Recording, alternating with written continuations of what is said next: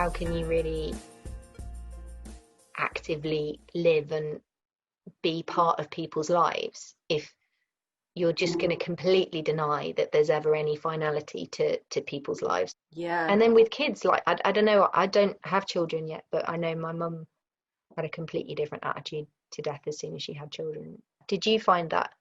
On the day after Carolyn died, I came home straight in the morning and sat on the stairs and told Cecily, and the first thing she said is, "Can I see her?" And I said, "Well, you can, of course, but you Yeah. understand that she's dead now, and it will feel different." And she said, "No, I want to go and see her." And I mean, it's making me Yeah, well yeah. now, because it was just an extraordinarily profound moment of that. Seems like however hard that might be, I think that it just seems like an incredibly incredible decision for her to make at the age of not even 8.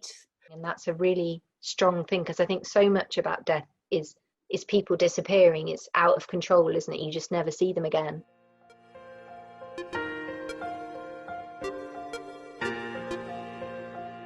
One of the biggest things that really changed my thinking was my dad died very unexpectedly when I was living in New Zealand at the time.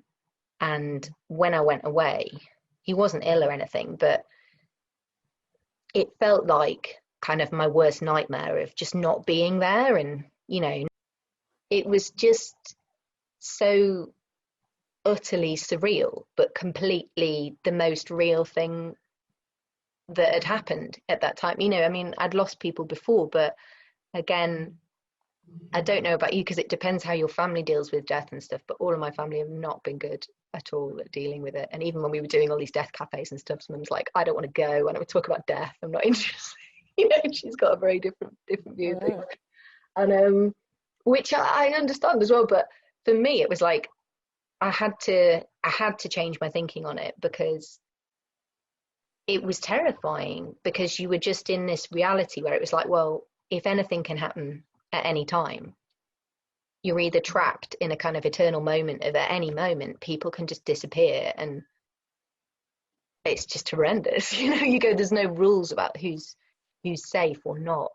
And then but then eventually I had to come to the point of view to kind of be able to carry on, rather than just sitting there in a state of rabbit in the headlights. Was going, well, if anything can happen at any time, then I must have some agency to, like, connect with people, affect change, reach out and speak to people, do things basically. So it kind of, I chose to go that way with it. And I've I'm nowhere near sorted about death or anything like that. I still find it terrifying to think of people disappearing, but in terms of how I lived my life after that, I think was very different, because it was such a, an ultimate reality.